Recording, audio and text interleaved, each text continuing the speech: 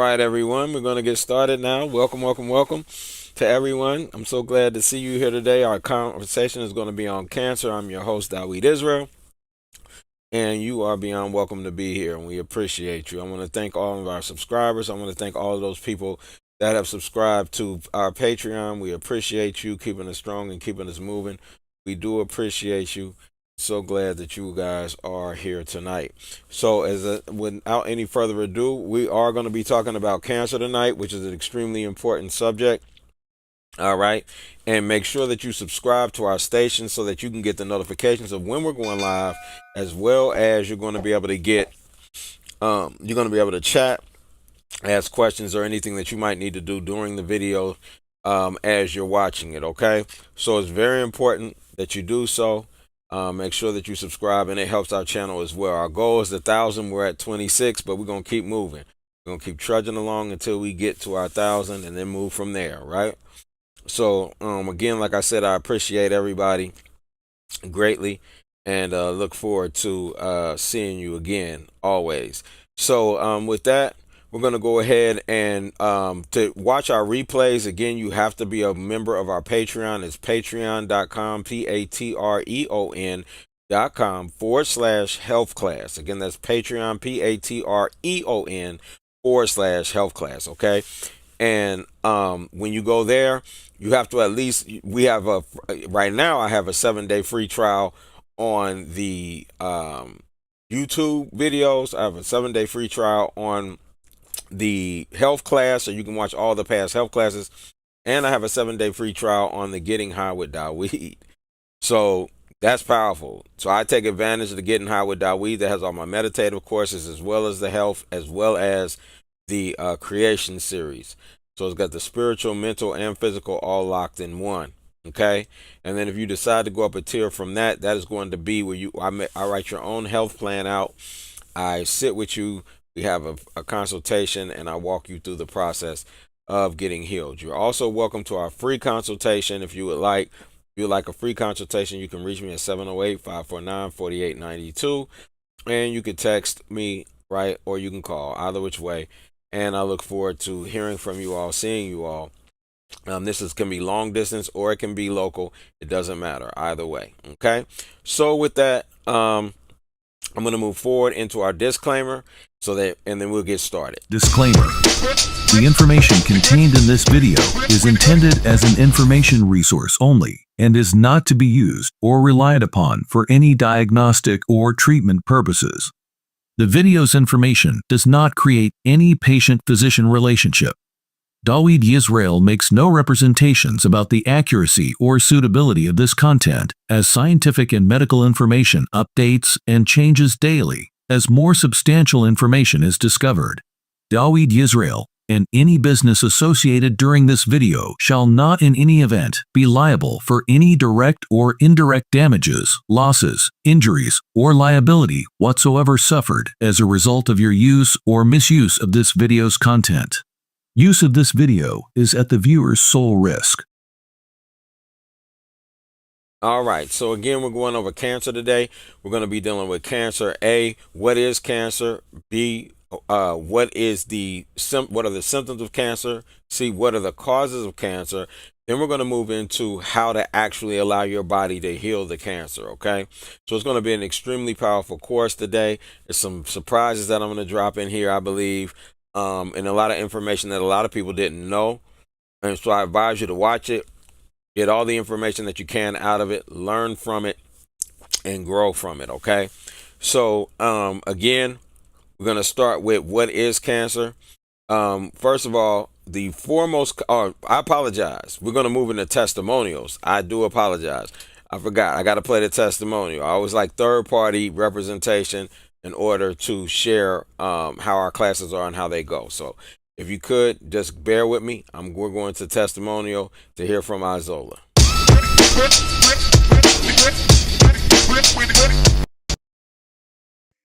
Hi, Isola here. I just want to thank Brother Dawid for his wonderful health presentation today, and it just reinforced the knowledge that I already knew, that food be thy medicine, okay? And if you are facing a challenge or you want to change your diet or lifestyles, make sure you take one of his upcoming program events. Thank you.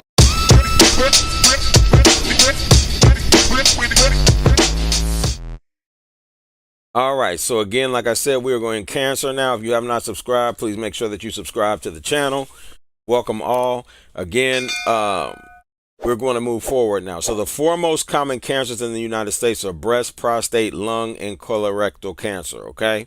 These are the four most common, and we're going to be going through a whole week of just dealing with cancer and things that are going on in cancer, how they work, what's going on with them, the different types, and how to allow your body to be able to heal them. Okay.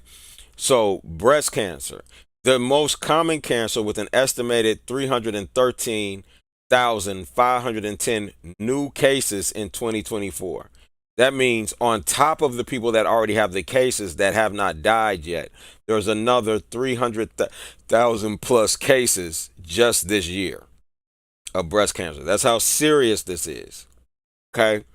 That is a lot of new cases. All right. Prostate cancer, the second most common cancer, with an estimated 299,000 new cases in 2024. And if you didn't know it, more men die from cancer than women. I was not aware of that. But more men die from cancer than women, and it's usually prostate cancer. Lung cancer, the third most common cancer, with an estimated 234,580 new cases in 2024. Lung cancer, men either dying from lung cancer or prostate cancer the most. All right. So if you're watching this and you're a man, you need to be paying close attention. I'm going to be going over all these types of cancer over the week. Colorectal cancer, a combination of colon and rectal cancer, with an estimated 152,810 new cases in 2024, right? So, and I can promise you all of these are coming from the colon, right? All of these cancers are coming for starting in the colon. It's just the one that's going to take you out. And it's based in the location, but the issue is basically the same. So these four cancers account for almost half of all new cancer cases in the United States. Lung, colorectal, pancreatic, and breast cancers are also responsible for nearly half of all cancer deaths. Okay? The cancer death rate is higher among men than women. Prostate cancer is the second leading cause of cancer death in men after lung cancer, after lung cancer, okay? Now, so what is cancer? Cancer is a group of diseases that occur when cells grow and divide uncontrollably, okay? Cancer is a group of diseases that occur when cells grow and divide uncontrollably, forming tumors that can spread to other parts of the body. How cancer starts.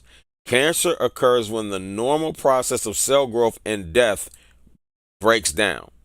Meaning, when cells are supposed to grow and die, when this cycle breaks down, this is where cancer comes from, allowing abnormal cells to grow and multiply. This can happen due to gene mutations that occur after birth. So these are usually in either the process or they're senescent cells that are no longer able to communicate with the rest of the family. Okay. And remember, communication is key. And the medium for communication is what? Is spirit. So the mode of communication is spirit. This is key to get. It's a very important concept to get. So again, spirit is what? Air or oxygen.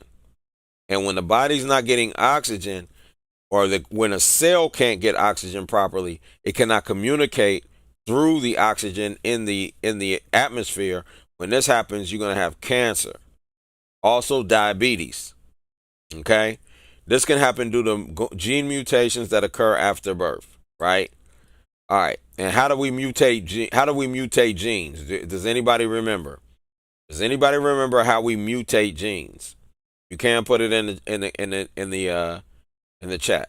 How cancer spreads. Cancer cells can invade nearby tissues and spread to other parts of the body through the blood and lymph systems. And if you get it in your lymph system, It's very dangerous. That's when it gets extremely dangerous. This process is called metastasis and is a leading cause of death from cancer. Okay? So, does anybody remember? How do we get mutated genes? How do we mutate our genes? Does anybody remember that?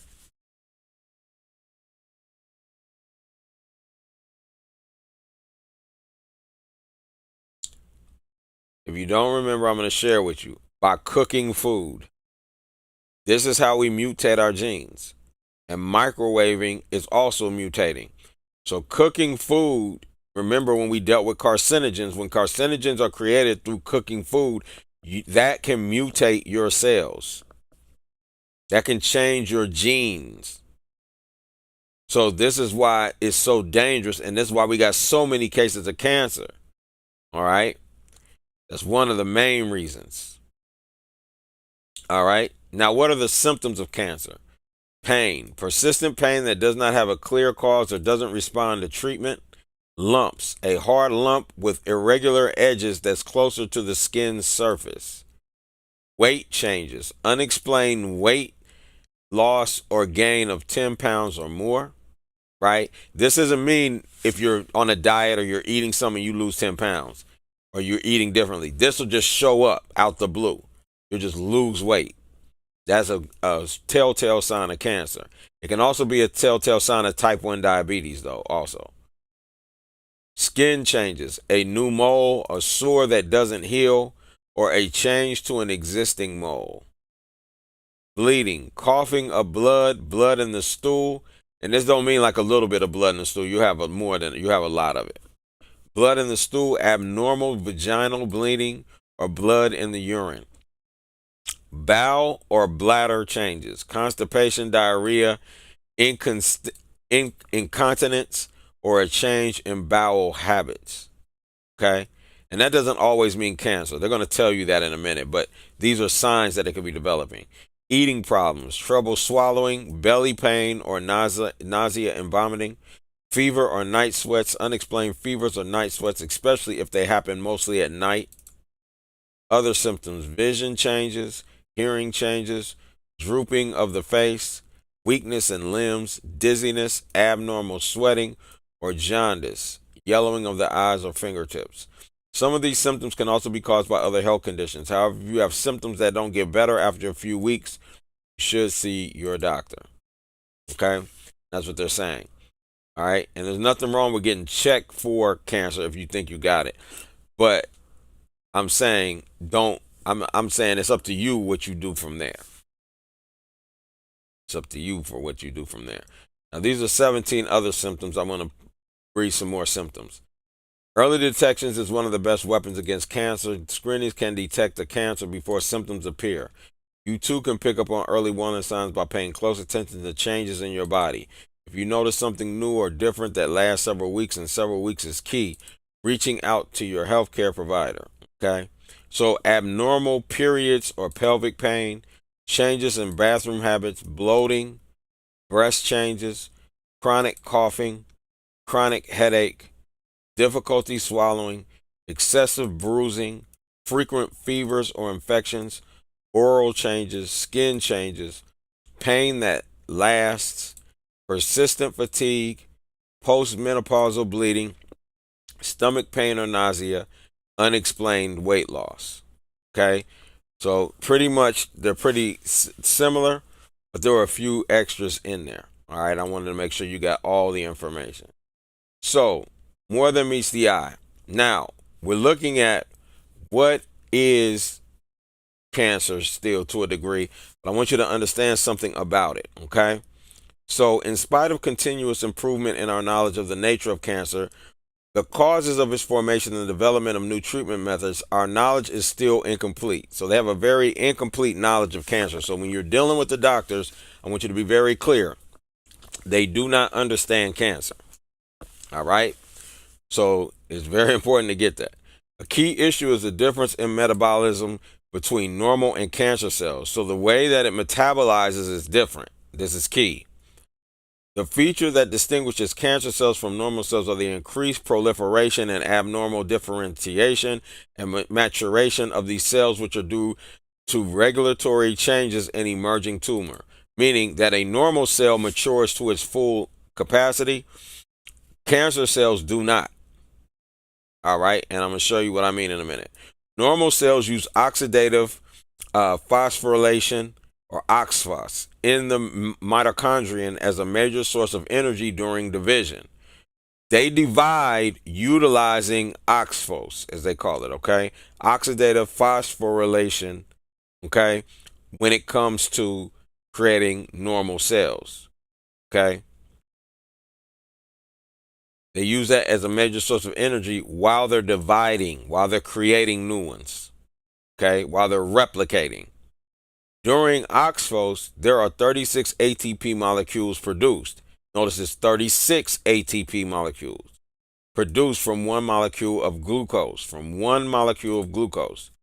In contrast to glycolysis, the glycolysis, which provides an ATP supply of only 2 molecules. Cancer only has 2 molecules of ATP, where there's 36 molecules produced from a regular. Okay? So it's using 1 glucose to make only 2 instead of using 1 glucose to make 36. Right? So it's eating up your energy. This is why you'll feel tired, because it takes more, it's creating less using more. So your body's efficient with the normal cells, but then it runs, it's 12, what's that? Not 12 times, that's 18 times less efficient when the cancerous cells are being replicated. You got what I'm saying? So, in contrast, right, okay, boom, boom. Although aerobic glucose metabolism is more efficient, right? Hold on one second. Metabolism based on intensive glycolysis provides intermediate metabolites necessary for synthesis of nucleic acids, proteins, and lipids, which are in contrast high demand due to the intense cell division in cancer. Meaning they have to keep replicating due to that, and they're replicating so fast, but they're using 1 glucose for 2 ATP.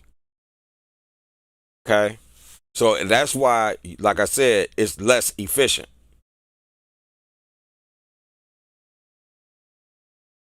during cancer. This is the main reason why the cancer cell does not give up on glycolysis despite the high demand for energy in the form of ATP. One of the evolving trends in the development of anti-cancer therapies is to exploit differences in the metabolism of normal cells and cancer cells. And due to the fact that cancer utilizes an aerobic form of glycolysis, they will say that cancer is aerobic. But I'm going to show you right now that it's not. It's anaerobic. Okay? It's an anaerobic being, and I'm going to show you why in a minute. But what it's doing is it's using up your oxygen. And watch what happens. I'm going to show you what's going to happen. This is the main reason why cancer cells does not give up on glycolysis despite the high demand for energy in the form of ATP. One of the evolving trends in the development of anti-cancer therapies is to exploit differences in the metabolism of normal cells and cancer cells. Currently constructed therapies based on cell metabolism focuses on the attempt to reprogram the metabolic pathways of the cell in such a manner that it becomes possible to stop unrestrained proliferation. So in other words, them things are just going to go crazy. They'll just start, they'll just keep expanding, right? Because they're not in communication with the rest of the blood cells. So they've lost communication, all right? And I might deal with that this week, how they've lost communication. And that's something new that they found, really.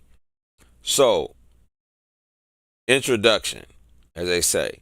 Features that distinguish the tumor cells from normal cells are increased proliferation, impaired differentiation and maturation, which result from regulatory changes occurring at cellular and tissue levels in the tumor. Impaired access to nutrients such as glucose, which is our food. Remember, sugar is our food.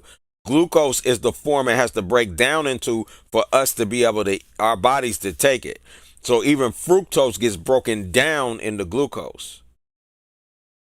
All right. But it's eating up your glucose, which is your food. So you're starving to death. It's trying to starve you. And it's doing what? It's getting rid of your, and this is real food. When I say that, I'm saying you can create glucose, remember, by just lifting weights or breathing and all that. You can create glucose. You don't have to put in physical food to create glucose. It's eating up your real food, right? And oxygen. Okay? So look, watch what it says. It says features that distinguish tumor cells from normal cells are increased proliferation. All right? I apologize. I meant to bring this back for you all to be able to see it. Increased proliferation, impaired differentiation, and maturation, which result from regulatory changes occurring at cellular and tissue levels in the tumor. Impaired access to nutrients such as glucose and oxygen. Pay very close attention to that. Those are the two things you need in order to live. Oxygen and glucose, which is your food. Cancer is stealing it. And then watch what it does. Among others, manifests itself in impaired cellular metabolism, resulting in a switch to anaerobic metabolism. So then what it does is basically becomes anaerobic and cuts itself off from the spirit or the oxygen. So it takes your oxygen and then locks it away or turns it into almost carbon. I don't know if it's turning it into carbon dioxide, but I believe that's what it's doing. But what happens is it flips, and when it switches to anaerobic, that means no oxygen, nothing can get in. So if your body starts filling up with this, these are areas that have no oxygen or no spirit able to get to those locations. Therefore, no communication can happen, and they've created a tumor. This is where the tumor comes in. Okay?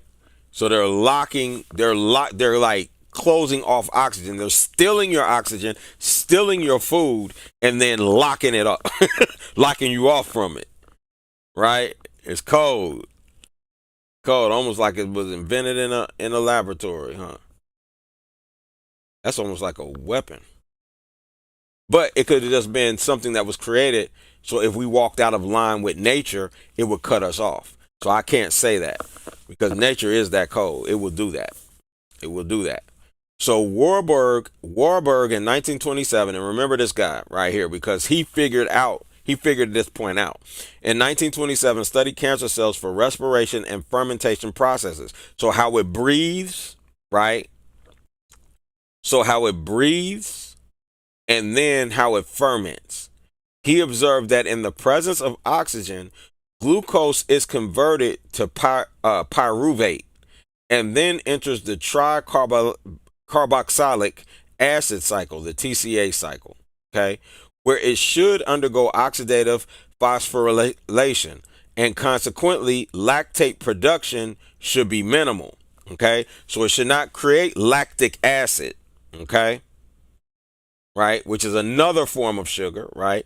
So lactic acid, though, production should be minimal, okay? However, Warburg, in his in vivo and ex vivo, in life and out of life studies, basically, I believe that's what it's saying, showed that the presence of oxygen increased glucose uptake and increased lactate synthesis in cancer cells compared to normal cells. Okay, so in other words, it ate up more food and increased more negative acid in the body. Okay, so it ate up more food, and when its waste or its dung or its doo-doo, right, is lactic acid. So remember, if you remember when if you've been in my health class and we talked about how the omega-6, omega-3s, and I showed you that your cells have waste in them and then they're rigid, so the waste couldn't get out and new nutrients couldn't get in.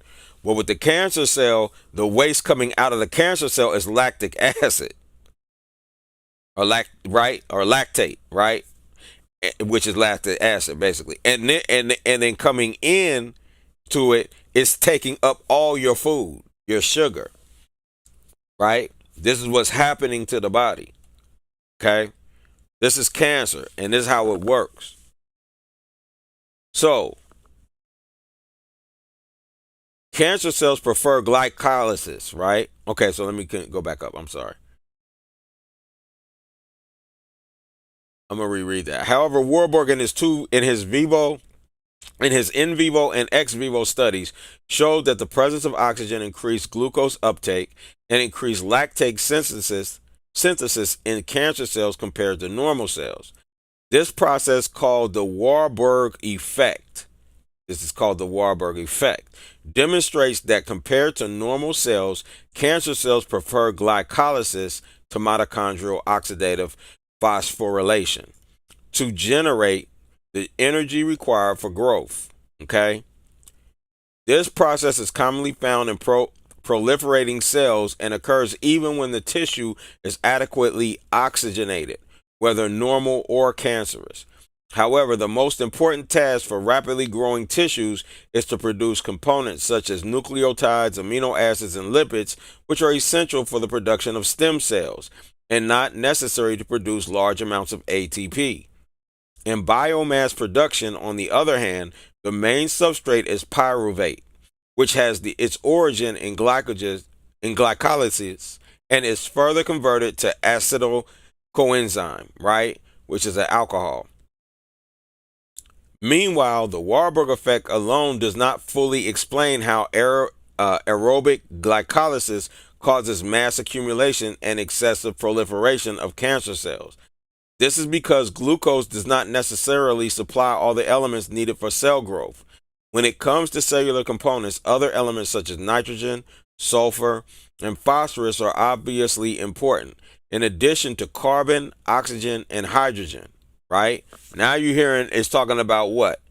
It's talking about what's in the air, talking about spirit again. See, these words, all of this is in spirit, minus sulfur. I don't know if sulfur is. And phosphorus, but definitely nitrogen, oxygen, carbon, hydrogen, that's in the air. Right? So this is spirit. They're saying it needs spirit in order to grow. The normal cells. So they don't understand how cancer is growing without spirit, without the full components of spirit. That's what they're saying. Right? A developing tumor can be seen as a structure consisting of many cells that do not have enough nutrients and oxygen, right? Those are cancer cells. In other words, they don't have enough food and they don't have enough spirit. Actually, they ain't going to have none in a minute, you're going to see. Because of this, new blood vessels can form and grow, right? So because of this, new blood vessels can form and grow. With the formation of new blood vessels inside the tumor, better oxygenation and nutrition of the cells is possible, which promotes metastasis because now it's going to look for it. Right? It's going to start searching. Now it's going to spread because it needs to keep eating.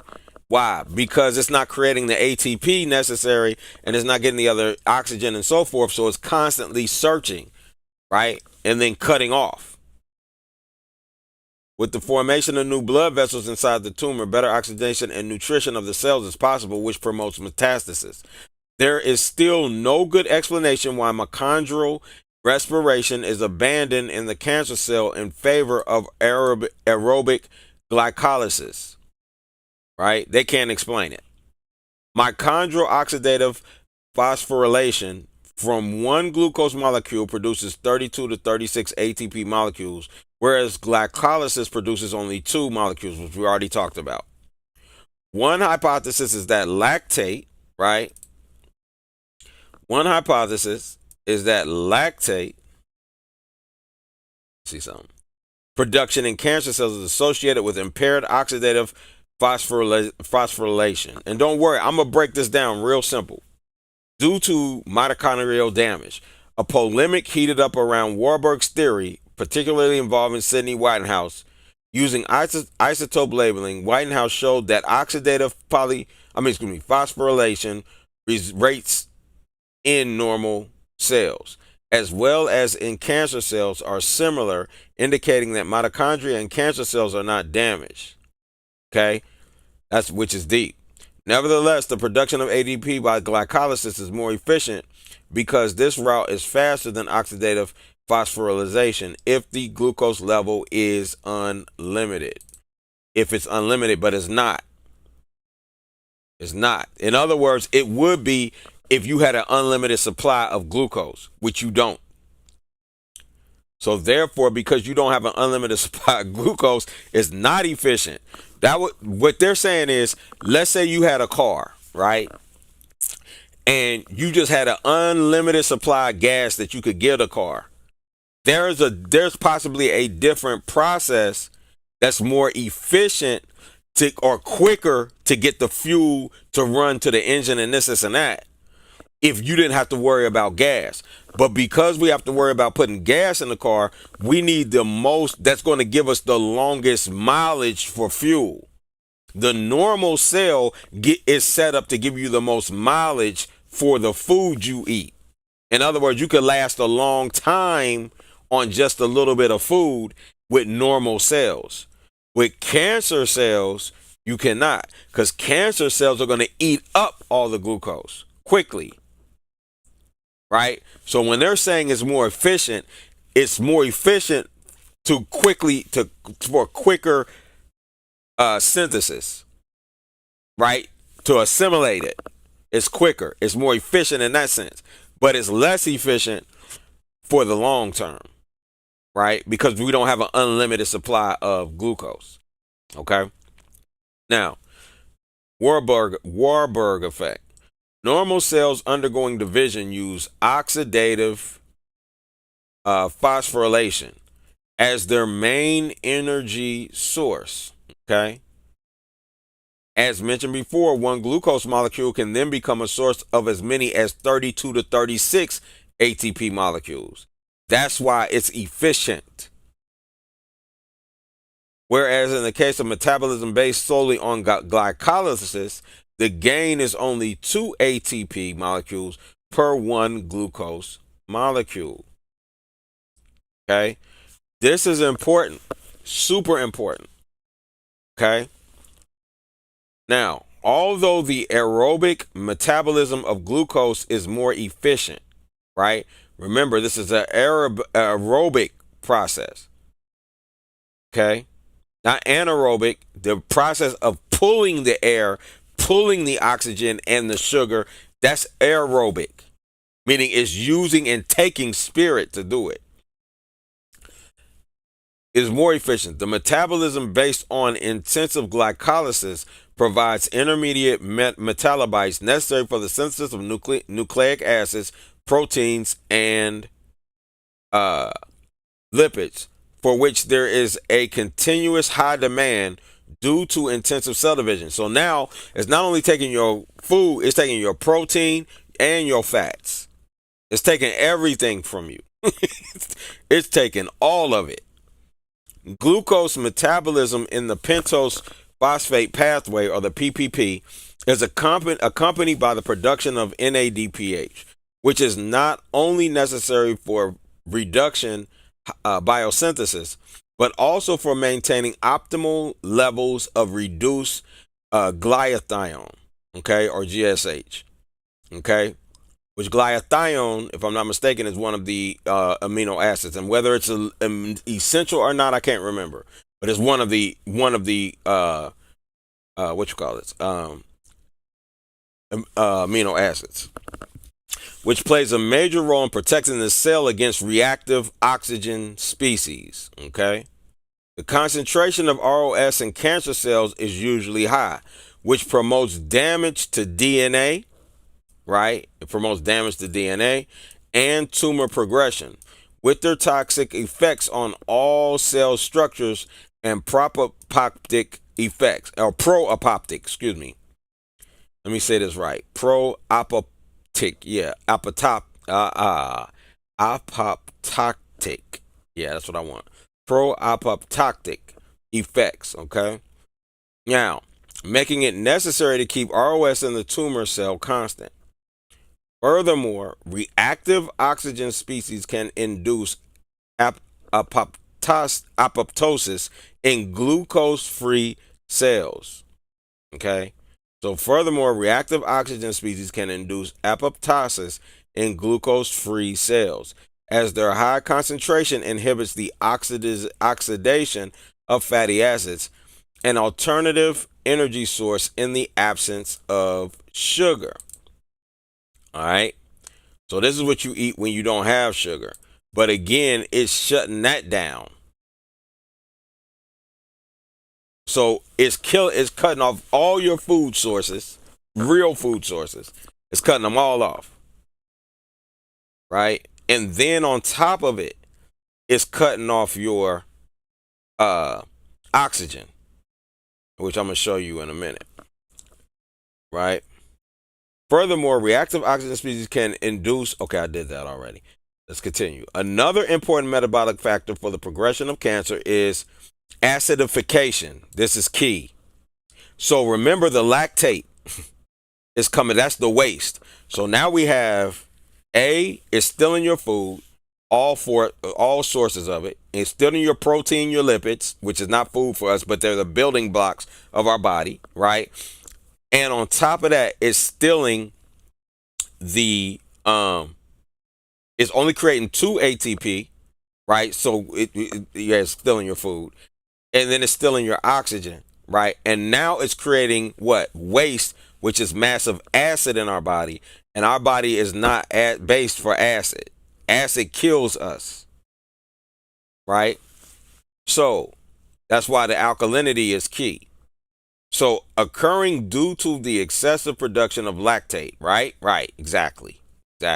So again, it says another important metabolic factor for the progression of cancer is acidification, occurring due to the excessive production of lactate. The final product of anaerobic glycolysis. Now they switch to what? Anaerobic. Now they've cut the spirit off. So they steal all the stuff at like a regular cell, but they're only producing low quality, right? Low amounts. So they have to create a bunch of them, a bunch of cells that have the power, right? To create what? A tumor. And all of those cells that'll be creating quickly, because remember, it's more efficient, it's faster. Now that it's creating those tumors quickly, I mean, what happens is they build up quickly. Now they create a tumor. Then they go anaerobic. And now they're going to do anaerobic glycolysis. Right? So they're cutting off the oxygen. They're stealing your oxygen and cutting it off. Or cutting off the spirit. And I told you, wherever spirit doesn't live, what's going to show up there? Death, disease, sickness. The lactate is secreted into the extracellular space. So its goal, when it comes in, is to take your spirit. That's really what it's doing. The lactate is secreted into the extracellular space, causing local acidosis. Okay? Now, this is deep. Local acidosis. Low pH in the microenvironment of the tumor causes death of the surrounding normal cells.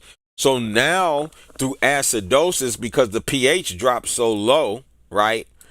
Then what happens is now your normal cells are being murdered. So it murders your normal cells. Degradation of the intercellular matrix and the induction of angiogenesis, which increases the aggressiveness of the tumor. Let's read that again. Low pH in the microenvironment of the tumor causes death of the surrounding normal cells. Degradation of the intercellular matrix and the induction of angiogenesis, which increases the aggressiveness of the tumor. Wow. The determination of lactate dehydrogenase, right? Lactate dehydrogenase. Now we see that as what? Dehydration. Now is that attacking the water? Right?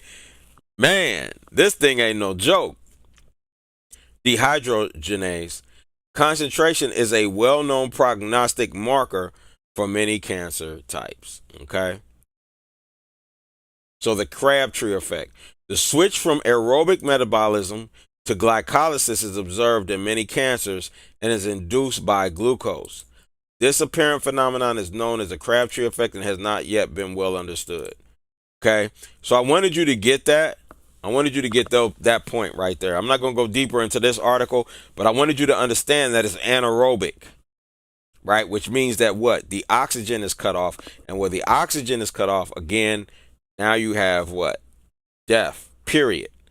But not only is it cutting off it's cutting off everything. I mean, that mug goes in there and eats up all your food, eats your proteins, your lipids, puts puts acid in that then destroys the normal cells.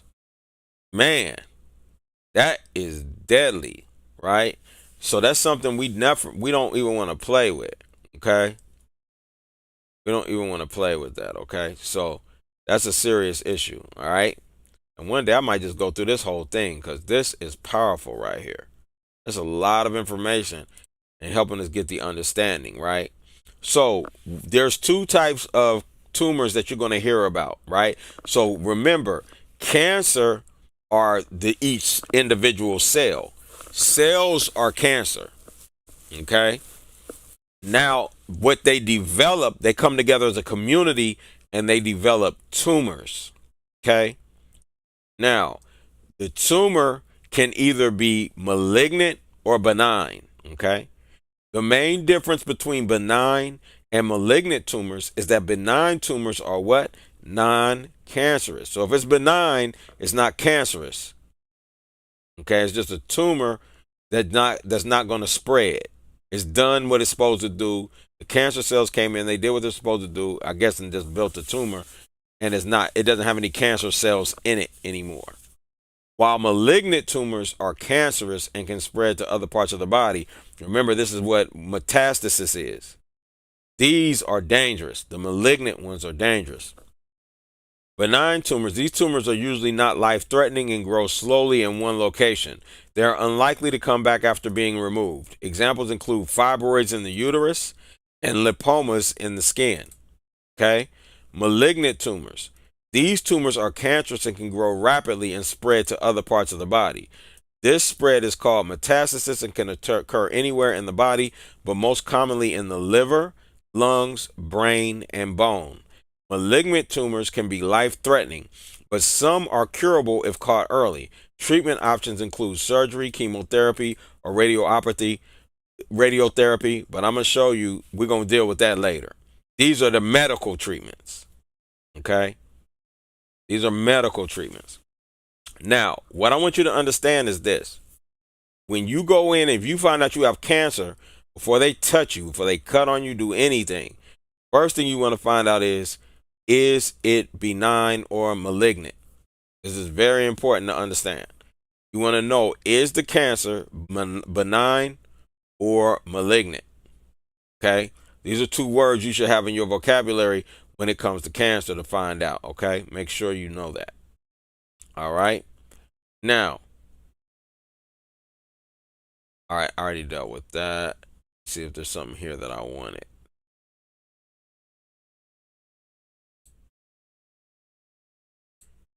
I don't think so. Ultraviolet. Oh, yes, I did. I know what I wanted out of this. So here it says cancer is a genetic disease that occurs when normal cells transform into tumor cells. This process is called by, right, we're at the causes. I'm sorry. Now we're at the cause. So this process is caused by a combination of genetic factors and external agents, including genetic factors, inherited genetic mutations or errors that occur as cells divide, which you can fix through nutrition. Okay? Environmental factors, exposure to physical, chemical, or biological carcinogens. Now remember, I did a whole video on carcinogens, right? So anytime you're putting any carcinogen in your body, or you're around them, or you're touching them, or anything, that can cause cancer, for real. So physical carcinogens, ultraviolet and ionizing radiation from the sun.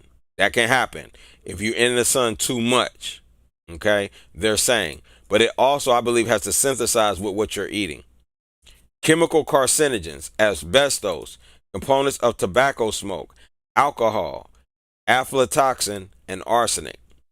Biological carcinogens, infections from certain viruses, bacteria, or parasites. Okay, so those can be carcinogens. Lifestyle factors, diet, exercise, and chronic health conditions like ulcerative colitis.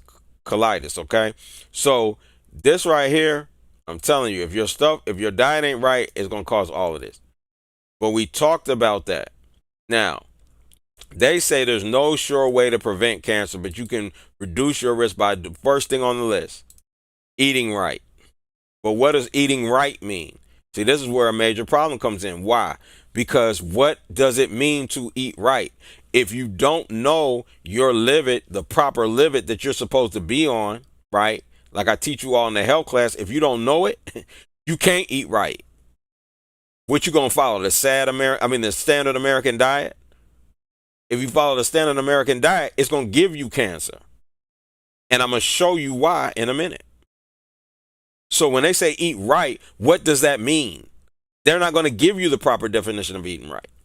So therefore, you can get cancer over and over again. Staying active, not smoking, being safe in the sun, protecting against HPV, and getting regular cancer screenings. Okay? That's what they'll say. I'm not saying that. You only get a cancer screening when you need to. All right.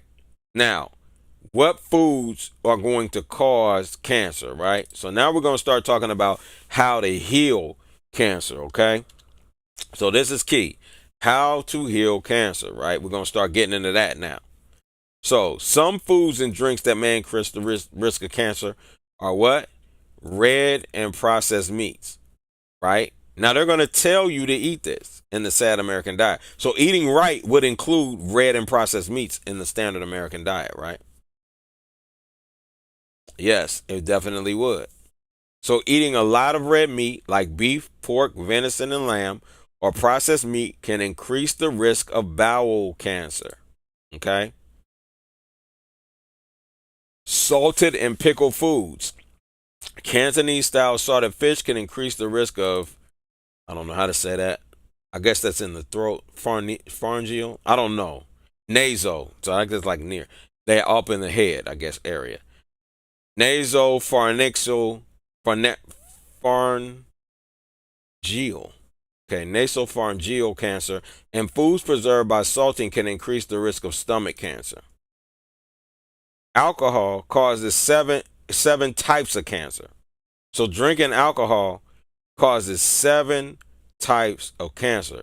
So cutting down on drinking can reduce the risk. Ultra processed foods and drinks. These foods are often designed to last for months without spoiling and may increase the risk of cancer. Foods and drinks with added sugar. Eating too much sugar can contribute to weight gain, which increases the risk of cancer. And I always told you, whenever you see them talk about sugar, they're not talking about fruit. They're talking about processed sugar. That includes honey.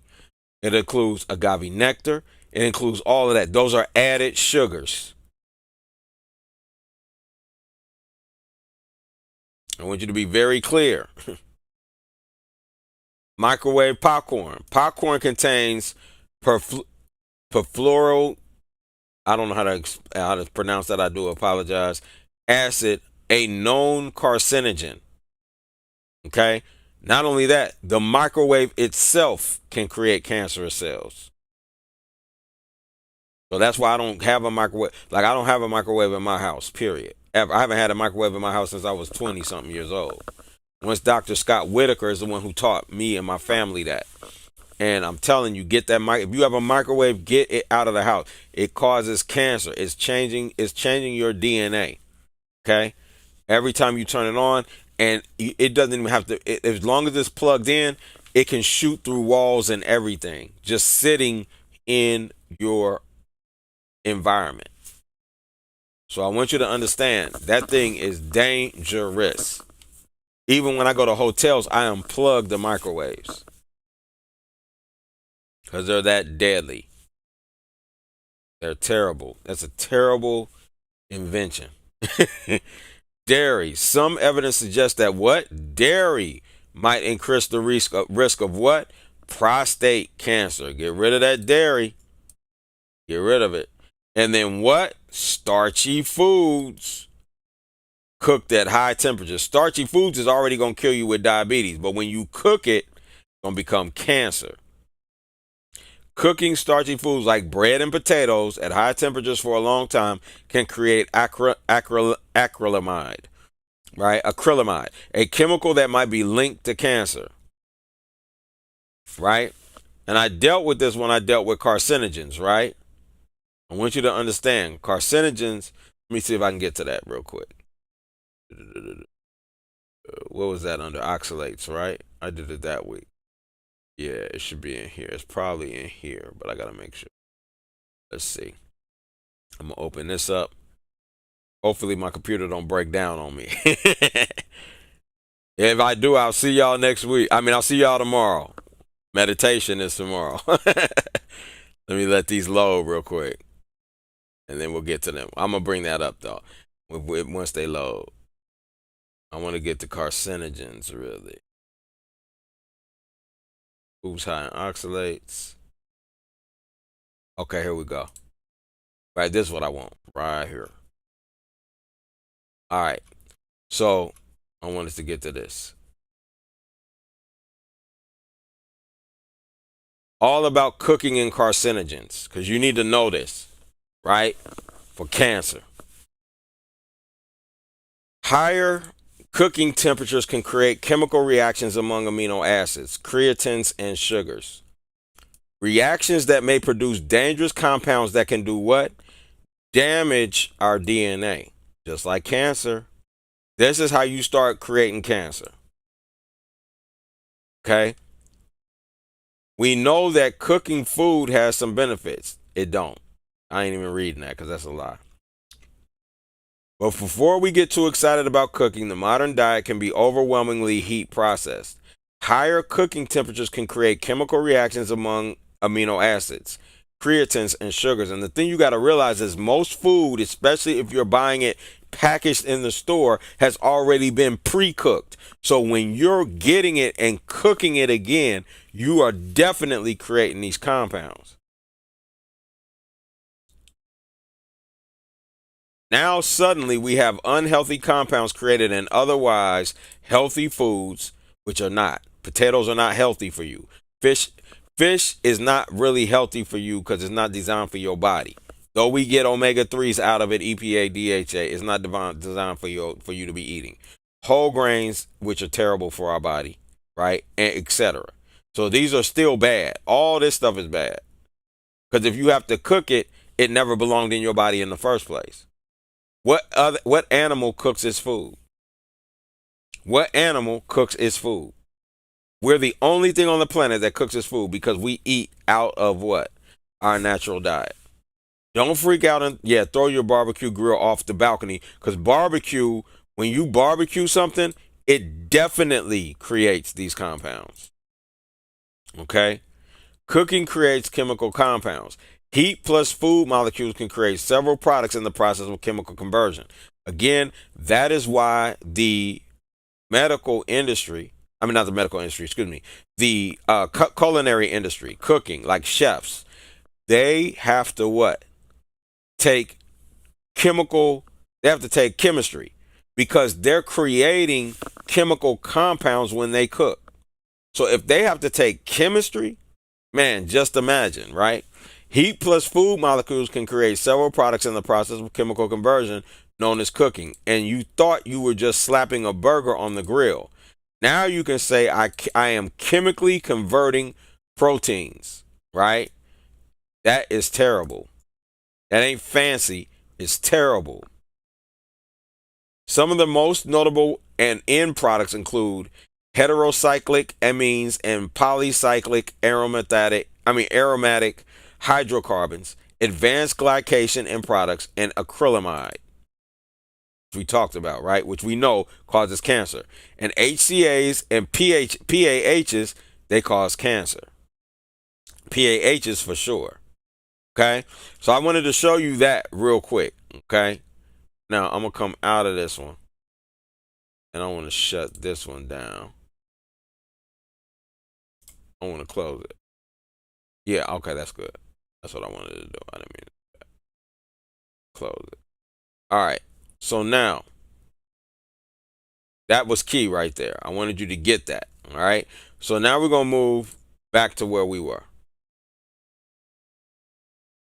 All right. We dealt with that.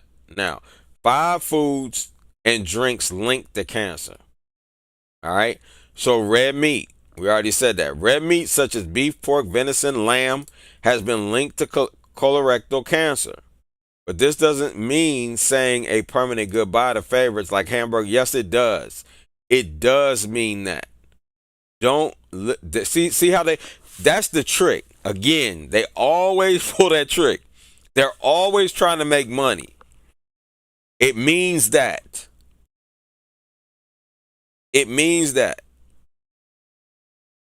Right? You get rid of it. Processed meats. Another category of meat that comes with heightened cancer risk is processed meat. Processed meat refers to any meat that has been preserved or undergone changes to its shape and flavor. This includes most of the meat options found behind the deli counter, as well as hot dogs, ham, bacon, and sausage. These options are often preserved using nitrates and nitrates, which Tantum says can increase the risk of colorectal and stomach cancers. Making changes to your diet can feel overwhelming. Yeah, if you don't want to live. But when you're ready to live, man, making change to your diet is not overwhelming. You just do it step by step. And my book, like I said, is out. Get my book. My book you can get it on Amazon if you want to. It's called Health Class, How to Heal Yourself. Or if you're in the city, you can call me and get the book from me, okay? 708-549-4892 or text me that you want a copy of the book. Get it. Well, I have the step-by-step process of weaning yourself off of these diets to get back to a livid is going to help you to be able to allow your body to heal yourself from cancers, right? I recommend seeing if there are any healthy swaps available for that food, reading labels to compare products, she says, okay? Now, next is going to be alcohol. There are many stories debating the health risks and benefits of drinking alcohol. I'm going to tell you straight up, there's no benefit. I'm going to be real with you. There is no benefit. The health risks of alcohol way far exceed any health benefit from drinking alcohol, right? All that is an excuse, reason, or explanation for you to get drunk and high. That's it. There is no reason on the planet for you to ever drink any alcohol, right? None. Zero. But as far as cancer experts are concerned, alcohol has been linked to an increased risk for several diseases, including stomach, colorectal, esophageal, liver, pancreatic, and breast cancers. So that's how dangerous it is. You telling me there's something that there's a reason you should drink alcohol? But if you notice, they always try to sneak it in. Why? Because it makes money. These things should be illegal. Like alcohol should be against the law. Period. Straight up. Right? The food on the shelves at the grocery store should be illegal. In many countries it is. Okay, Billy, I'll get you the new book, my friend. You want the new book? And I need you to hit me up because you got your next consultation. You need to definitely hit me up for your next free consultation, okay? You get one this month. So I want to make sure you get it, okay?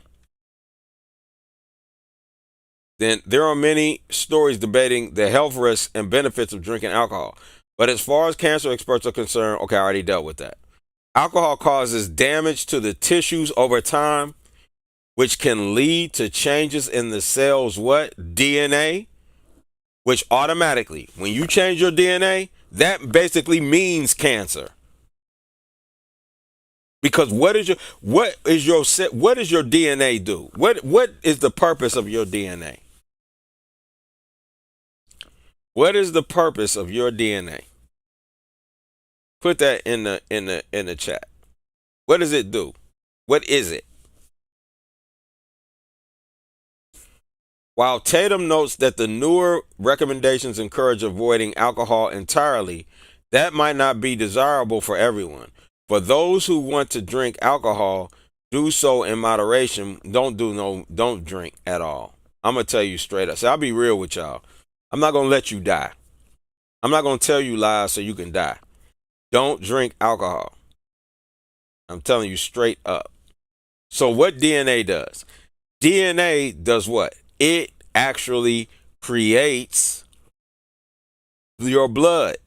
It is the map that your system uses to create RNA, which is replicated nucleic acid. Is going to create. Excuse me, not it's ribo. I'm sorry, ribonucleic. I'm sorry. So it's ribonucleic, right? So what happens is your body replicates off of RNA for a season, but then that new has to be created. So DNA is the base. It is who you are. It is the map. It is the blueprint for everything that's created in your body. When you change your DNA, you're no longer creating you. You're creating a what do you call that? It would be cancer. You are starting to create a cancer or a tumor of you, kind of like, is what you be creating, right? So when you do that and you change it, now you are deforming yourself. This is cancer. Correct. That's right, Billy. DNA contains, that's correct. That is exactly right. I got to hit you up on that one. That was good. You win on that one. Yes, that was an excellent answer. DNA contains instructions for the body and cell to replicate. That's exactly what it does. So now you're replicating a what? Inferior body, but more so a tumorous body. So when alcohol is going to cause you to do that. Cooking food is going to cause you to do that. Microwave is going to cause you to do that. Cell phone can cause you to do that. Right? That's why we want to use the speakerphone. You don't want the phone to your ear. Right? So it's very important. And also, you want to unplug. You don't want to be near the phone when it's plugged up. Because when it's plugged up, that's when all that radiation is really coming through. That's when it's real strong. Okay? While Tatum notes that newer recommendations encourage, that's foolishness, what he said. Truth of the matter is, don't drink alcohol, period. Ultra processed food and drinks. Ultra processed food and drinks are indirectly linked to cancer risk due to increased levels of sugar and sodium, which can lead to weight gain and obesity. Okay? So they're filled with sodium, which is going to hold water, and sugar, which is going to what? Turn into fat. Triglycerides at that. Eating these ultra processed foods that are high in calories and low in nutritional value, called empty calories, can increase your cancer risk by causing weight gain and obesity. Obesity can increase your risk for cancer. So now if you're overweight, this is why I always tell you, before you lift weights, before you do that, you need to be in cardio and you need to be losing weight to your frame. Because that visceral fat, that obesity, right, subcutaneous and visceral fat, they're going to cause all types of health problems, including cancer. Right? She recommends reducing the amount of ultra processed foods in your diet by getting rid of them. She don't say that, but I do. Get rid of them. Foods and drinks with added sugar. Get rid of them. Products with added sugar or artificial sweeteners. This includes agave nectar. This includes stevia. This includes honey. This includes all those artificial or sweeteners that are added. If you have to add any sweetness to your food or what you're eating, right? Because if you're eating right, you don't have to add no sweetness to it. But if you have to add sweetness to it, right, then That is added sugar. Period. I don't care what you putting on it. Don't matter. You can name it down the line. I don't care. Right? And it says they are indirectly linked to cancer. Much like ultra processed options, these sweetened options can lead to weight gain and obesity, which can lead to heightened cancer risk. Now, if we understand what we were talking about before, right, when we were talking about the Warburg effect, right, talking about cancer and how it eats glucose, right? If we understand that point, then we understand now how you feed cancer with sugar, right?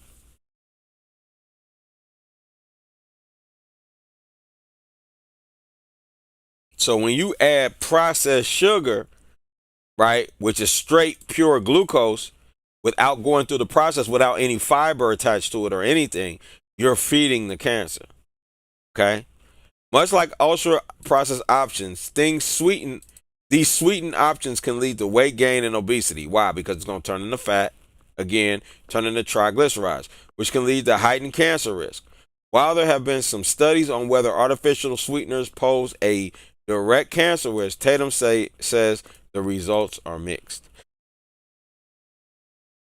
How your diet impacts cancer risk. Because these foods are so common, odds are you've probably eaten them before. But before you panic over the glass of wine you enjoyed on date night or the burgers you grilled at the tailgate, Tatum emphasizes the importance of the habit and the link between diet and cancer risk. All right? Don't worry. Yeah, don't listen to nothing. That's garbage right there. That's garbage. See, they always want you. What is the goal of the medical industry? Does anybody remember? What is the goal of the medical industry? What is their goal? Y'all can put that in the chat while I wait. While I continue. Cancer and food. Cancer and food. High fat, right? High fat, right? Low fiber diets. High fat, low fiber. What's that going to be? Meat has zero fiber, right? Massive fat, massive protein. High fat, low fiber diets may increase the risk of many cancers, including bowel, lung, prostate, and uterine cancers. Reducing alcohol intake and maintaining a healthy body weight might reduce the risk of many cancers. You can reduce your risk of developing cancer by eating a wide variety of nutritious foods as described, and this is Australia, so in the Australian Guide to Eating Healthy. Even though diet can influence your risk of developing cancer, there is little evidence that special foods can be used to cure existing cancers. That's their opinion, right? Now, the foods we eat can affect our risk of developing certain types of cancer. High energy and high fat diets can lead to obesity and are generally thought to do that, right? To keep us, okay, so the medical industry, what is their purpose? To keep us on a retention program a business retention program so that they can make money. That is a true answer, but that is not the correct answer. The purpose, what they're trying to do, and you got to remember this is more important. That's very important to get. I'm glad you got it, but the purpose of the medical industry, what they're trying to do is make it where you can do whatever you want to do. This is their goal, where you can eat whatever you want to eat, do whatever you want to do, but get the results as if you did right. So in other words, when this person is talking about this statement right here, right? When she says, because these foods are so common, odds are you probably eating them. Then she says, it's not like if you had smoked meats last week at a barbecue that you're going to have cancer now, right? Their goal, when they're saying that, when she's saying this to you, is that she wants you to continue eating meat as though you will get the results as if you didn't. That is their goal. That's why they will tell you, stop. It says here, they're telling you the truth. Red meat, bad for you. Processed meats, bad for you. Alcohol, bad for you. Ultra processed food, bad for you. Foods and drinks with added sugar, don't eat them. That's all you have to do is remove it. But they want you to keep eating it, keep getting sick, right? The business retention program, very good. I'll give you that on that, Billy. But the point is, they want you to be able, their goal, the big overall goal, is to be able to break the natural law, right? Is to be able to break the natural law, but get the results as if you kept the natural law.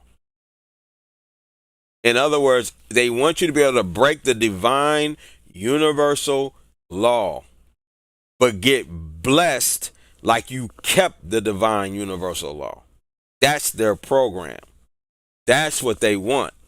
That is the goal of the industry. That's the goal. Right? Now, of course, you're going to have to come back to them over and over again, right, for the magic pill, which doesn't exist, but that is their goal. So we continue. The 5 food groups are fruit, vegetables and legumes and beans, lean meats, poultry and fish, eggs, tofu, nuts and seeds, and legumes, beans, grains, cereal foods, milk, and yogurt. These are the 5 food groups they're saying. Grains help protect against cancer. That is a lie, right? You don't ever want to do this, right? Eating 7 or more servings daily of a variety of grains, you don't ever want to do that. Legumes and roots, tubers, none of that belongs in your body. None of it. Then watch this. The less processed the grains, the better.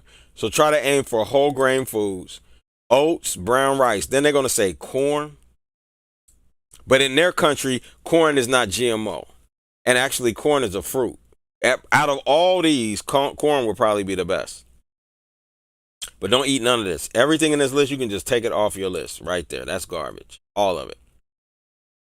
Meat and bowel cancer. There is now convincing scientific evidence that eating processed meat increases bowel cancer risk.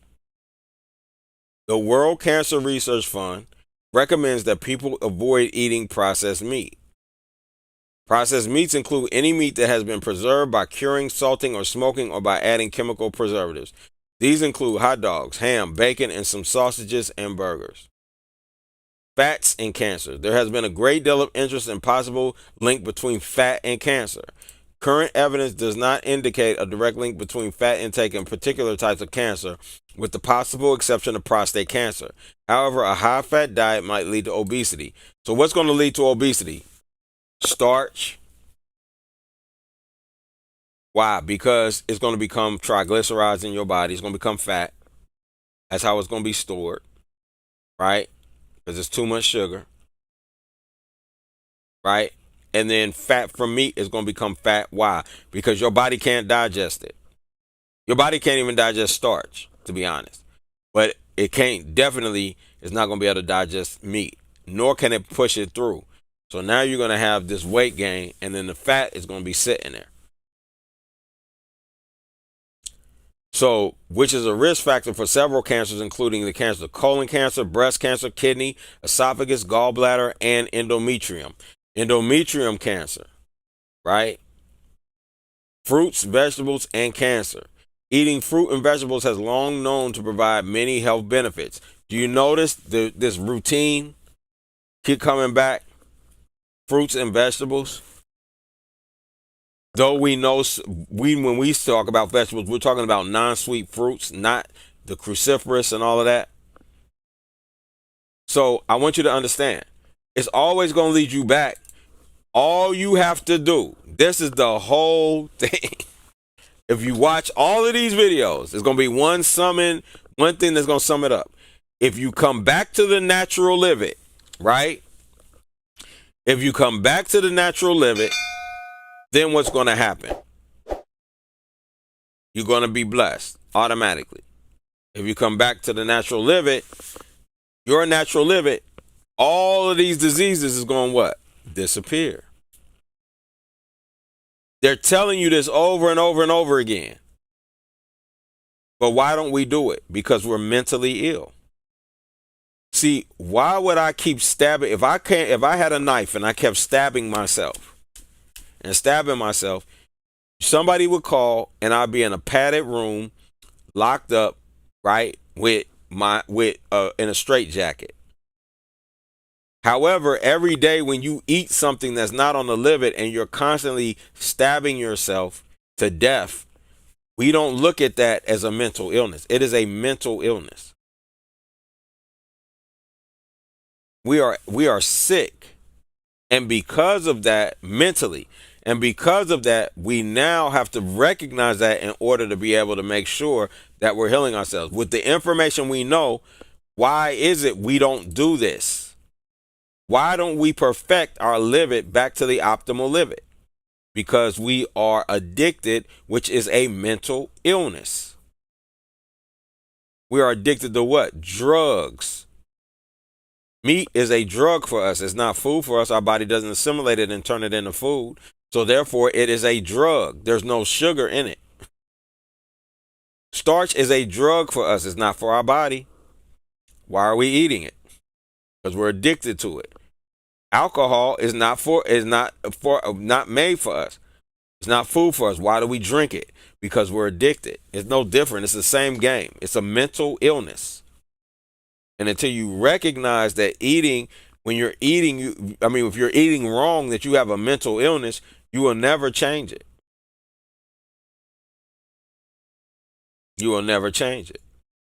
Common cancers in food. Lung cancer is the leading cause of death from cancer in the world's most lung cancers.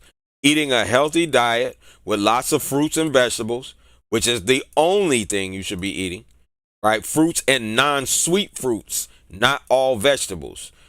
Go to my video when I dealt with cruciferous vegetables, and you'll see what I'm talking about. Fruit and vegetables has been linked to a lower risk of lung cancer, both in people who smoke and those who do not. Right? Recent evidence suggests that cruciferous vegetables such as cabbage, cauliflower, broccoli, and bok choy are excellent vegetable choices. I would not do them. I would tell you that straight up. I would do non-sweet fruits. While eating fruits and vegetables may offer some degree of protection from lung cancer, not smoking and avoiding secondhand smoke is far best prevention. This is going to do it. Once you remove, see, they're not telling you have to remove the negative first. I don't care how many fruits and vegetables you eat. If you're still eating the things that cause cancer, like the red meat, right? The cooked food. If you're doing that, then what's going to happen is what? You're going to have cancer. You can't stop it. You have to remove the problem before you can heal the issue. Breast cancer is the most common type of cancer among women in the world. There is an increased risk of breast cancer with factors such as rapid early growth, greater adult height, and weight gain in adulthood.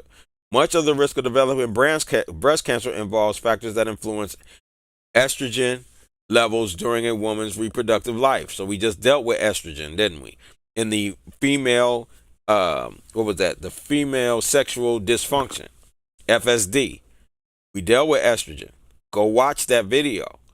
Levels during a woman's reproductive life, such as age of monarch, first period, late menopause, number of pregnancies, having the first pregnancy late in life, and breastfeeding practices.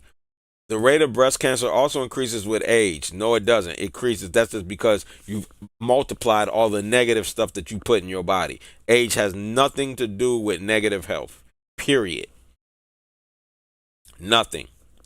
Postmenopausal women who are carrying too much weight, particularly around their middle, have more than twice the average risk of breast cancer. Why? Obesity. Diets high in foods containing monounsaturated fat, such as olive oil, canola. Don't ever do canola. Canola oil is very bad for you. It's rapeseed. Don't do that. Olive oil, some nuts, seeds, and high in vegetables may reduce risk. And fruit. Never forget fruit. Fruit always. Olive oil. So that's why they say the Mediterranean diet is one of the best diets. If you notice, almost every single one we went over, it says the Mediterranean diet. But the reason being is because of the polyphenol in the olive oil. Okay, and they have mono unsaturated fat, right, in their food. But avocados is mono unsaturated fat. Prostate cancer is the most common cancer in Australian men. Men over the age of 50 are greater at risk. However, it can be seen in younger men as well. Vegetables, soy in particular, may decrease the risk. Don't ever do soy for cancer. Especially prostate cancer. Don't ever do soy as prostate cancer. That is the killer. While a high-fat diet that comprises mostly of animal fat sources such as dairy products, fatty meats, and takeaway foods might increase the risk, and they definitely do. Maintaining a healthy body weight might reduce the risk of prostate cancer. Now watch this. Lycopene, right? This for all those people who keep asking me, are tomatoes good for you? Yes, I keep telling you they are. Lycopene is a potent antioxidant found in tomatoes, tomato-based products, watermelon, and strawberries that might help lower the risk of prostate cancer. What are those? Lycopene. Tomatoes are what? Tomatoes are a fruit. Fruit may help lower the risk of prostate cancer. Fruit. I keep telling you, it's going to show up. Why? Because that's our natural food. Your problem is you keep changing your DNA. To change it back, you got to eat your natural food. Evidence suggests that consuming 2 servings of tomatoes per day, where a serving is a half a cup or 75 grams, is associated with reduced risk of prostate cancer. I eat tomatoes every single day. Just about. I won't say pretty much, yeah, every day almost. Yep. Bowel cancer. Colorectal cancer is the second most common cause of cancer-related death in Australia. Up to 70% of cases can be prevented by following a healthy lifestyle, keeping a healthy weight. That's why I always ask you what is your regular weight? People are always trying to be bigger than they are. Stop it. Be your regular weight. You need to know it and you need to stay in it. Being physically active and having a diet in vegetables and fiber are protective, while consuming a large amount of red meat, processed meat, and alcohol will increase the risk. Excuse me. All right. So protecting against cancer, foods and drinks to limit. You already know that. Protecting against cancer, foods to eat. Vegetables, especially what? Raw vegetables or salads. I'll tell you. Then they say leafy green vegetables and carrots. I wouldn't do them, but you can. Raw vegetables or salads. They're telling you the truth. They're going to tell you, but then they're going to lie to you because they want to keep making money. Foods high in dietary fiber, such as grains and cereals, do not do them. Grains and cereals, do not do them. They will cause diabetes. They cause cholesterol. They cause heart disease. They cause all of that. Grains and cereals, do not do them. Tomatoes, excellent. Citrus fruits, excellent. Cruciferous vegetables, no, because they have goitrogenic compounds. Now your thyroid is going to be attacked. We don't want the thyroid attacked. So we get rid of them cruciferous vegetables. You do not want them. They have goitrogenic compounds in them that attack the goiter, or what is known as the thyroid. They off of them. Supplements are not the answer to preventing cancer. That's right. Supplements, I told y'all. There is no magic pill. None. Zero. Right? Foods that will increase cancer risk, we dealt with those already. Artificial sweeteners, cured, pickled, or salty foods. Bacon and other cured or pickled meats contain a substance called nitrate, which has the potential to cause cancer, and in particular bowel cancer, when eaten in large doses. Okay? Burnt or barbecued foods. A group of carcinogenic substances called PAHs, which we just talked about in that other when we dealt with oxalates. Right? When we dealt with oxalates.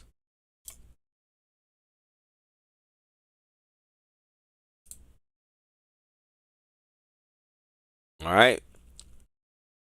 Very important when we dealt with oxalates.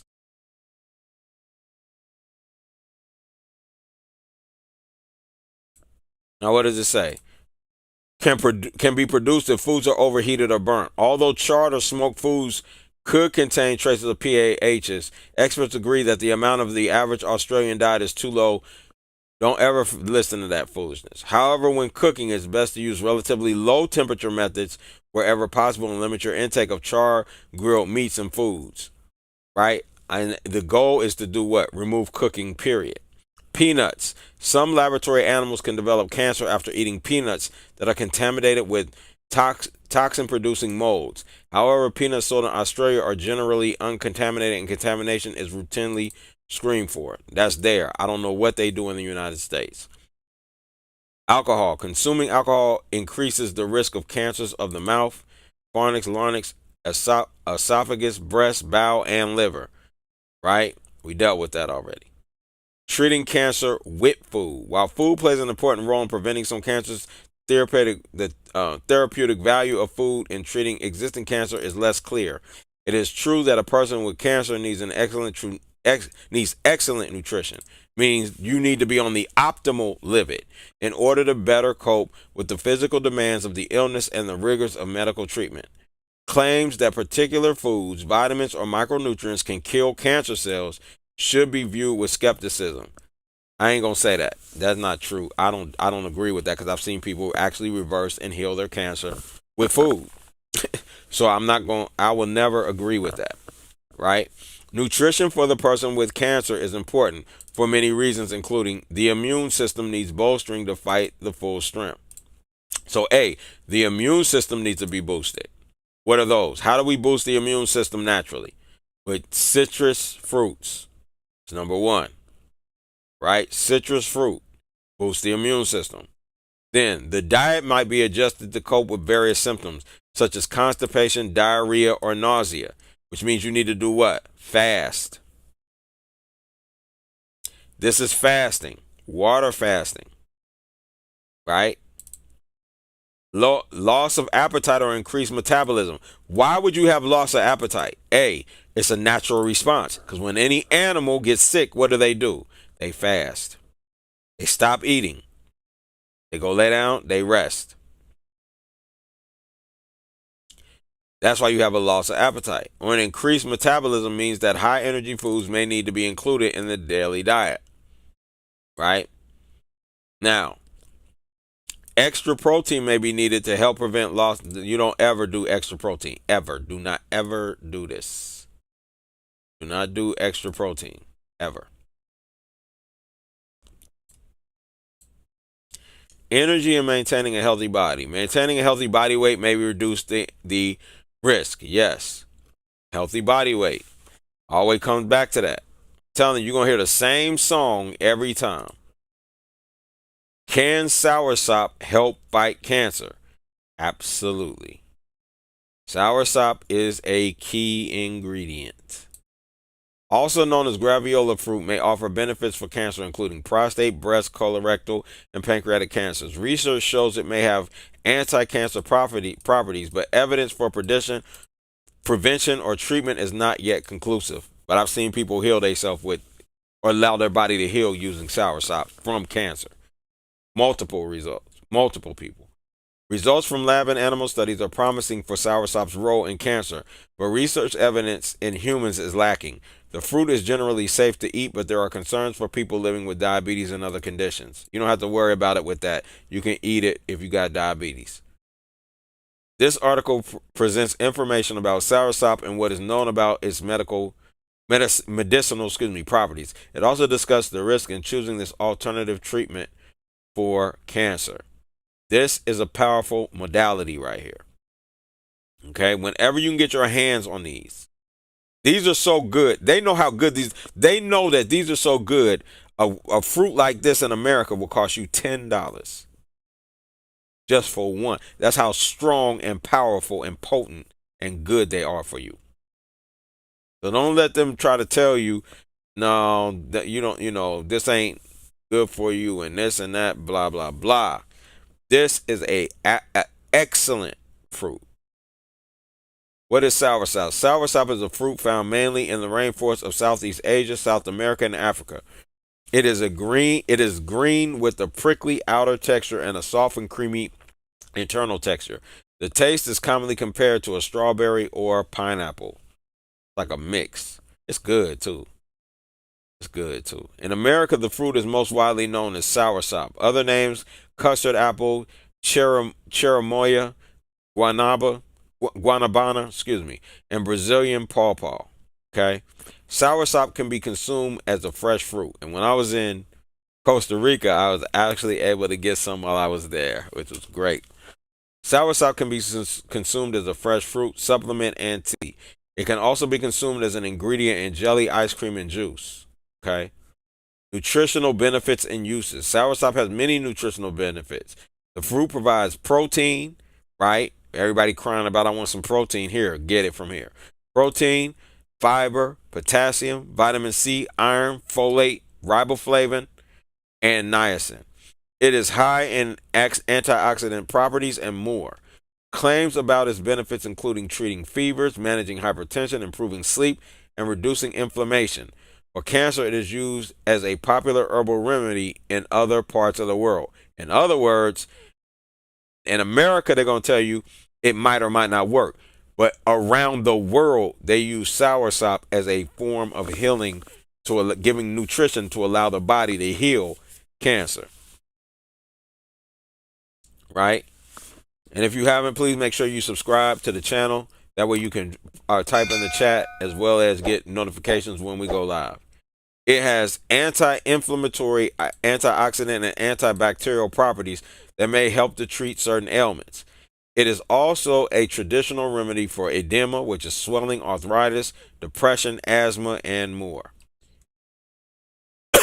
Okay? Now, research on soursop for cancer. Keep in mind that there is no evidence of soursop's benefit in fighting cancer in humans. What is known is that soursop contains many phytochemicals compounds known to have anti-cancer effects. Okay, research also shows that soursop has natural cytotoxicity effects for cancer patients. Chemotherapy and radiation are cytotoxic, meaning it does what chemo and radiation does. Okay, meaning they kill cancer cells. So in other words, soursop kills cancer cells. The fruit also has an ability to reduce the cell growth on a number of cancer cell lines, including breast, lung, pancreatic, prostate, ovarian, and colorectal cancers. So, yes, definitely want to do that. Okay, that is what you need to get. Vitamin D in cancer. Okay, which is powerful. So vitamin D has been shown, and I might deal with this tomorrow. Vitamin D has been shown to what? Work on cancer as well. Reduce cancer, right? Or its ability to grow. So vitamin D is a group of fat-soluble hormones and prohormones.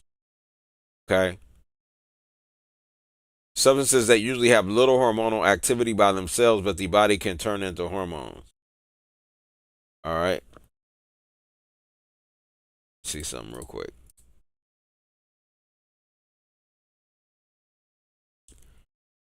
Sour sauce is 10,000 times more powerful than chemotherapy when fighting cancer. Powerful. Right? So soursop, they are 10,000 times more powerful than chemotherapy when fighting cancer, according to Mr. Moore. That's great. So that's a very good point. Right? Now, so vitamin D is a group of fat-soluble hormones. Remember, it's not a vitamin, it's a hormone. Okay? So I want you to get that. It's not a, I don't know what just happened, but it's not a fat, it's a hormone. I mean, it's not a vitamin, it's a hormone. That's what most people don't know about vitamin D. That help the body use calcium and phosphorus to make strong bones and teeth. These nutrients also perform many other important functions in the body, including reducing inflammation and controlling cell growth, as well as influencing neuromuscular and immune function and glucose metabolism.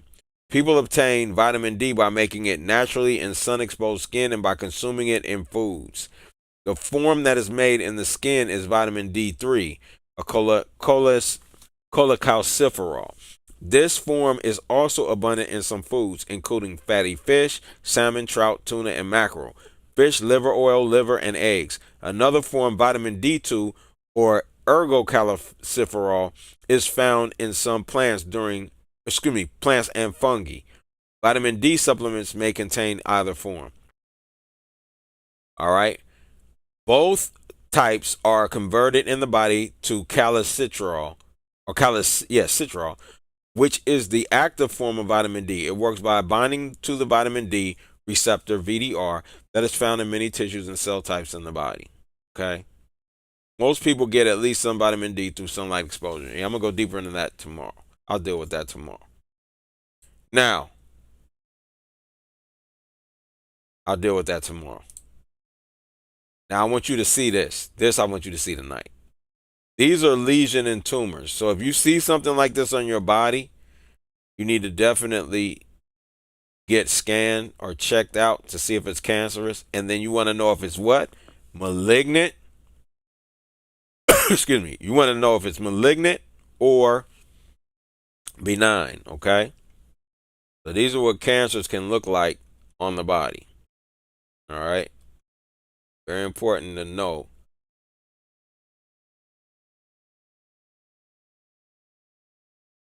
That's not cancer, but when it goes where it's on for a long time or it won't leave, that's cancer. It could be cancer, okay? Now, I'm going to talk about one more form of cancer. It's called a teratoma. A teratoma is a rare benign or malignant tumor that can contain many different types of tissue, such as muscle, bone, hair, or teeth, and even eyes. Okay? So a teratoma cancer can look like this. See, I got teeth, hair, right? Because it's trying to really, it's a rogue cancer trying to create another body inside of your body, right? See these eyes? This one is like eyes here.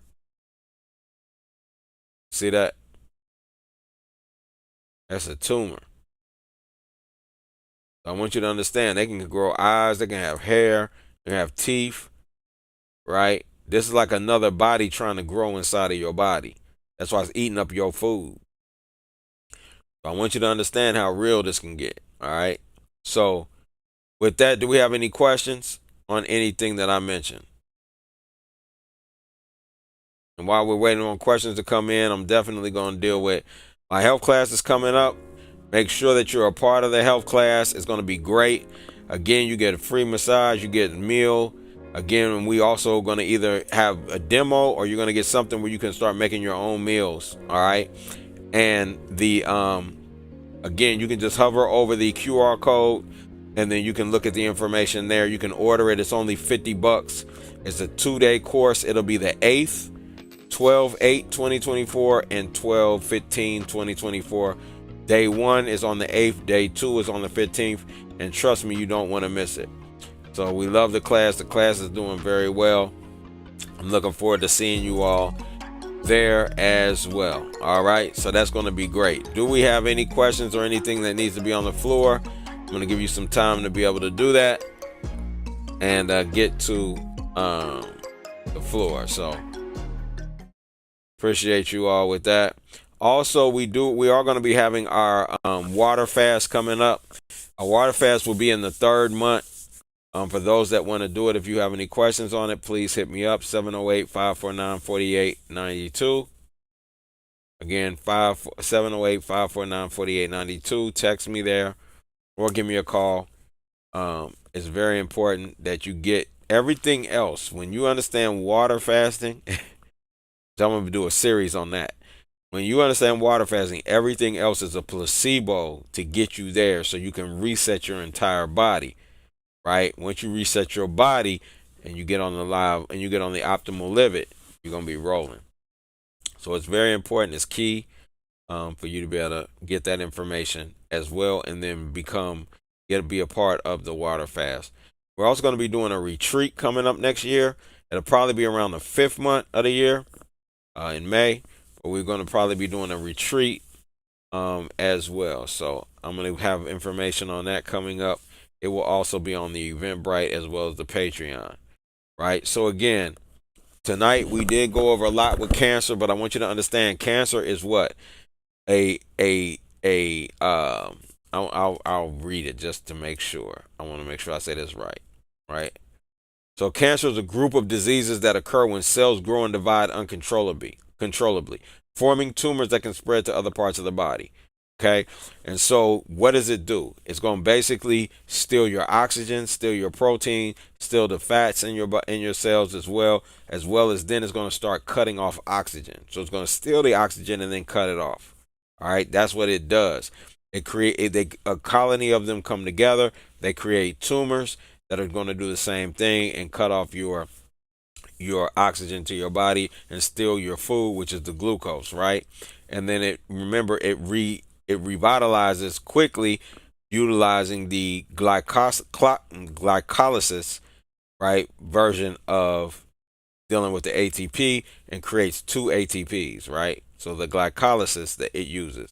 So because of that, it does it quickly, but again, it needs more because it's only getting 2 ATP for the energy, right?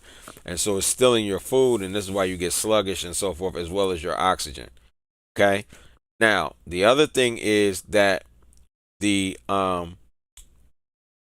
the symptoms of cancer, there's many symptoms. You can read through those again or watch this video again for the symptoms. And the causes is because you have changed your DNA genetically through either A, microwave, B, some form of external like a cell phone, eating cooked food will do it, right? Carcinogens in the food will automatically do it as well and change your DNA. And now you're replicating something that you're not supposed to be, okay? And we went over the foods that you should not be eating, the red meats and all those type foods that you're not supposed to eat, right? And that what they always suggest is fresh fruits and vegetables. But what they never tell you is you must remove the other.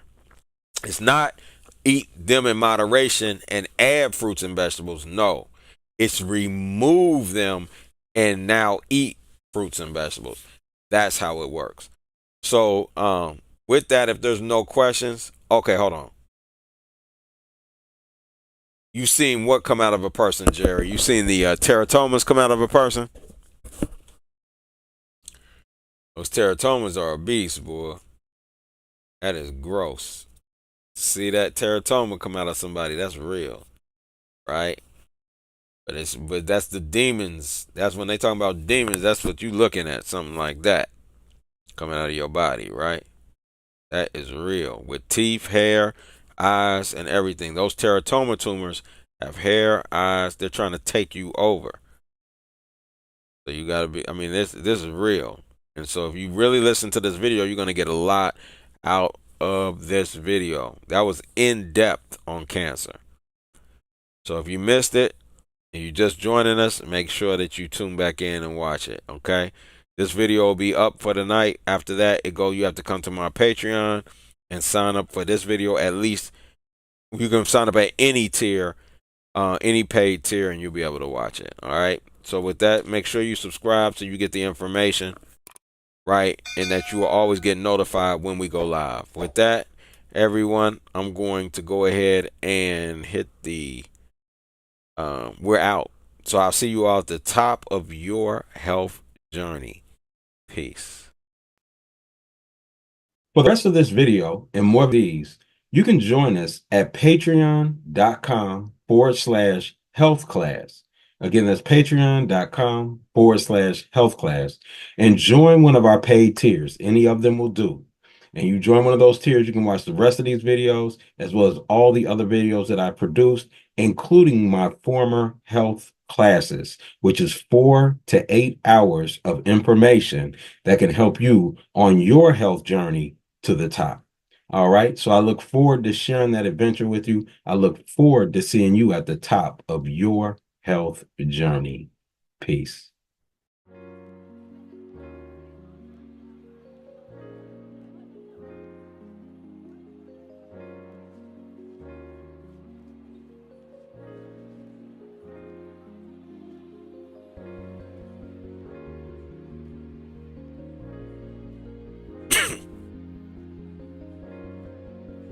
For the rest of this video and more videos like these, you can join us at patreon.com/health class.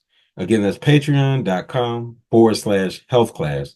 And join one of our paid tiers. Any of them will do.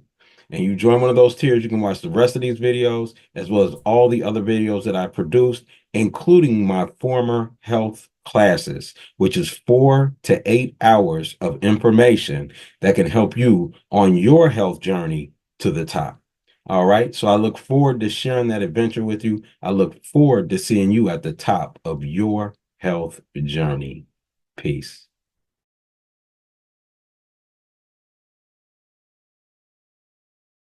Jerry, send me a picture of that. Text me a picture of it. All right, Lila Toll, Shalom.